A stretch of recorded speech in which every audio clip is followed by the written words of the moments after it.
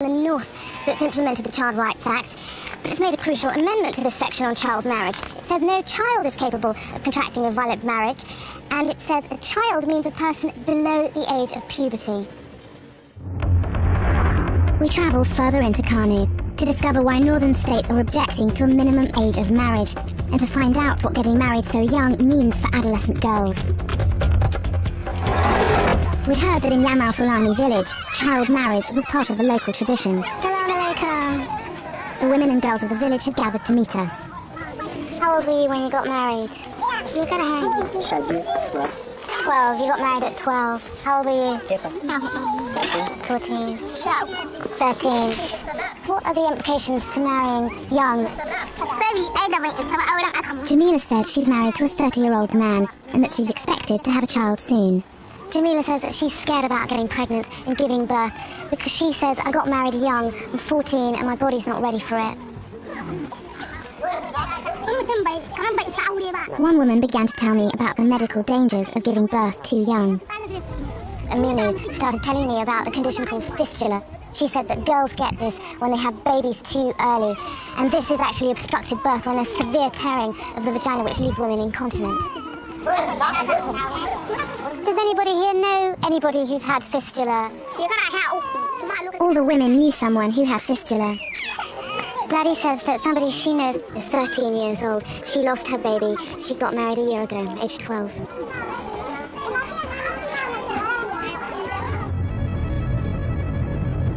We travelled to the very north, to the state of Katsina, to a fistula hospital.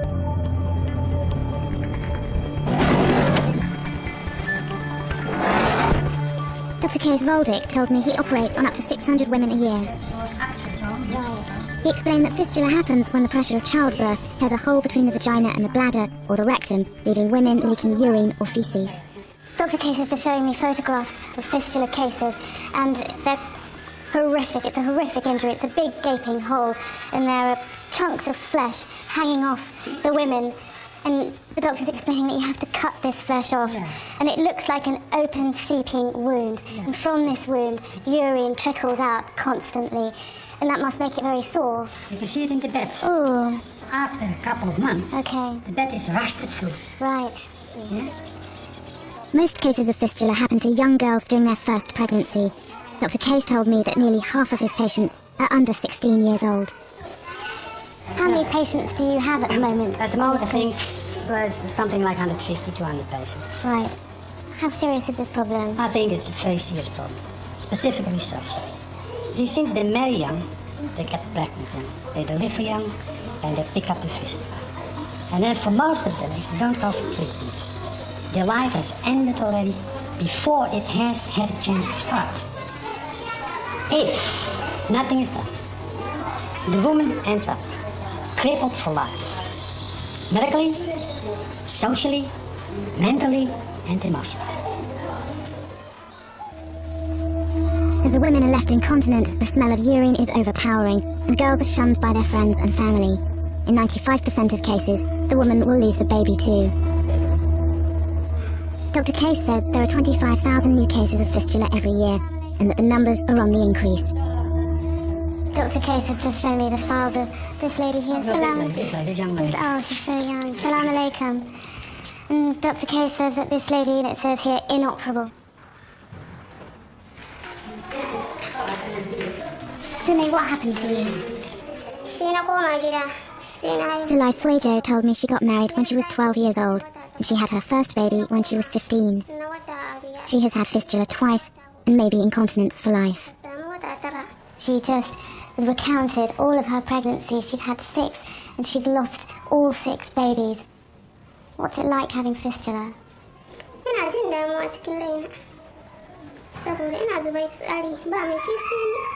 Zulai told me she was in constant pain.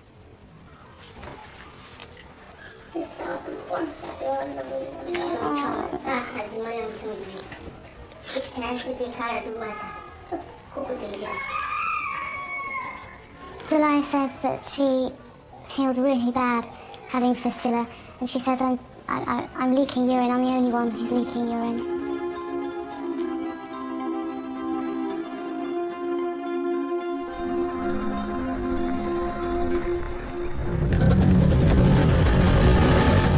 Nigerian government's legislation aims to safeguard children's rights in many different ways, but its prohibition on early marriage has met with opposition from traditional society and religious groups. We're going to meet an activist called Ali Mashi who travels around the northern states warning people about the dangers of marrying girls off too young. Today he's working in the village of Gurungawa on the outskirts of Kano. He lobbies the men with the power to influence change here, the village chiefs and the local imams. The gentleman talking is the chief imam. Ali Mashi told me he's brought his message to over 100 villages. Ali Mashi has just explained to me that the gentleman talking is the chief imam of this village, and you can see all the books open here, the Quran. Ali Mashi warned the villagers that many child brides end up running away from home and then risk being trafficked or lured into prostitution. Ali, how did that go? Fortunately enough, the chief imam responded saying that they have stopped giving their daughters for marriage at early age until they attend secondary schools or colleges. Why are you speaking out against early marriage? First, you are denying the child the right to education, full education. Second, if they are given out for marriage at early age, they tend to experience some particular problems, that's health-wise. Third, you find that they are juvenile and they cannot think, neither plan for what is good for them. And that's why I think it is time for us to advocate that our people, despite religion, should allow their children to attend schools so that they get more matured, they get to understand themselves and what they want to do in future. The opposition to the Child Rights Act and to child marriage, is it mainly political opposition, religious opposition? What opposition is it? All of the above. There is religious oppositions, there is political oppositions, there is cultural oppositions, there is traditional oppositions. The girls in this village used to be married from the age of 10, but the villagers said the opening of a nearby school means that girls are staying in education longer, and so are marrying later. It's estimated about half of adolescent girls are divorced by their husbands. We visited a charity that works with young divorcees. Patricia, at what age are you seeing divorcees? A girl could get divorced as early as 13 years of age because we have females getting married as early as 12. Yeah. And they could get divorced within 2 months or a month after being wedded. What are the main reasons that a girl is divorced? There are several reasons, actually. Within the society here, we could have a couple, a family with a number of mates, like 2, 3, 4 wives, and they would often bully her and frustrate her, and that would bring discord, and that would also end in divorce. And then there's also the issue of HIV/AIDS. Most times, especially here, young females are actually much risk of contracting HIV/AIDS and STIs when they are married as compared to when they are not married. Divorced women are often ostracised by their communities, as they're seen to have brought shame on their families. Patricia introduced me to a young divorcee. Assalamu alaikum. Sunana Ramita. Binta. What happened that led to your divorce? Binta told me she was forced to marry when she was 14 years old, and she had 4 children. She says that her marriage was very unhappy and that her husband was often getting angry at her. And she said that one day her husband just said, "I'm tired of this, leave my house." And how did that make you feel?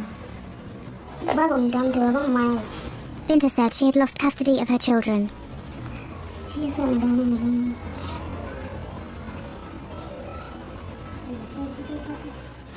I've been asking Binta about life since she's been divorced, and she just keeps crying. She just can't continue. She's got no one. Her parents have died. She's living with her uncle at the moment. She's treated as an outcast in her family, and she's lost everything. Her husband has her children. She can't have her children, and she says that's all she wants.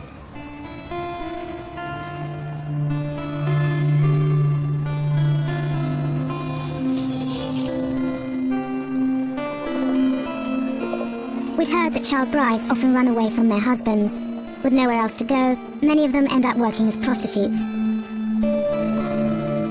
We went to a sex district in Kano to see if any of the women there would be willing to talk to us. Nearly 1,000 prostitutes work out of a few dozen brothels in these small roads. A local contact took us to one, where a girl agreed to talk to us anonymously.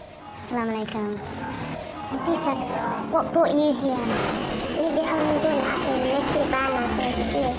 Hadisa told me her parents had forced her to marry a man she didn't like when she was 15. Were you forced to have sex with him? She said she'd run away when he tried to have sex with her, but her parents had forced her to return to him. He raped her, and she said that she never had sex before, she was a virgin, and she said he was brutal with her. It was really painful, and she ended up in hospital. Do you see your parents? She told me her parents live nearby, and she was scared they would find her. She blames her parents for what's happened to her. They forced her to get married and she didn't want to. But she misses them. She said that I want to go back, I want to see them, but I can't because I know they'll just force me to get married again. All the girls we'd met told me they had fled forced marriages. They all said that they wanted to go back to their villages, but the community would never accept them, and this is their future. They've got nowhere else to go. We later learnt that a child protection agency had visited the brothel and forcibly returned Hadisa to her parents. The social and health costs of early marriage are what led the government to decide on a minimum age of 18 in its child rights legislation, but opposition to this proposal remains fierce. The Child Rights Act is one of the big issues at the moment. Nearly every day there's an article about it in the newspaper. Here there's an article about how another state has adopted it, but it's a southern state. Still, there's only one northern state to have adopted it. There's just no movement to implementing this in the north.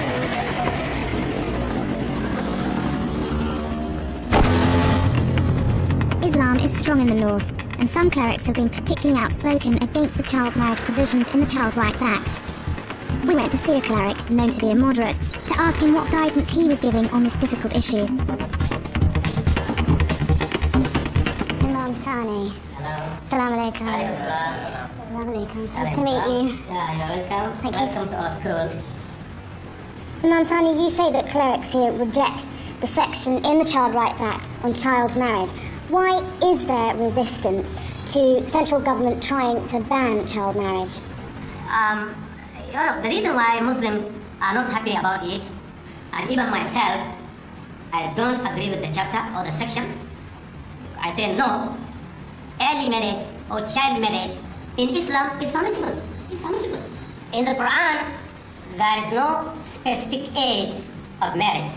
But then, if it is permissible in Islam, the question will follow: can Islam permit a premature pregnancy that may result in causing risk to the health or to the life of the pregnant young lady, or the pregnant and the fetus in her womb? Can Islam agree on this? No. So Islam prohibits early pregnancy, not early marriage. You can marry a young girl, but you are not permitted to consummate the marriage, to meet her sexually, until when she can bear it physiologically, psychologically, and physically. If you're worried, That's our worries. but if your worry is early pregnancy, if a girl marries at a young age, she's going to get pregnant at a young age. So that's how we say the husband must not make her pregnant. The husband should not, because it's written in Islam, should not make her pregnant until when she may not have risk to her life or to her health. So if I say I will not give my daughter to marriage until when she is 18 or 19 or 20 or until when she is 30, I am right to do that. Islam gives me license to do that. But if I say I will marry her when she is 1 year old, Islam also permits me to do that. But Islam is giving me a warning that I should tell the husband that he should never ever consummate the marriage. He should never ever meet her sexually until when she is mature. Central government is trying to ban child marriage. You said that northern Nigeria will never accept this. Doesn't this put northern Nigeria in direct conflict with central government? Federal government cannot force a state government to adopt it. But if the state government accepts it, there will be uprisings, there will be violence, I am sure there will be violent conflict from the Muslims saying that no, we will not accept this, we rather die than accepting something which is not a law from Allah, a law from you,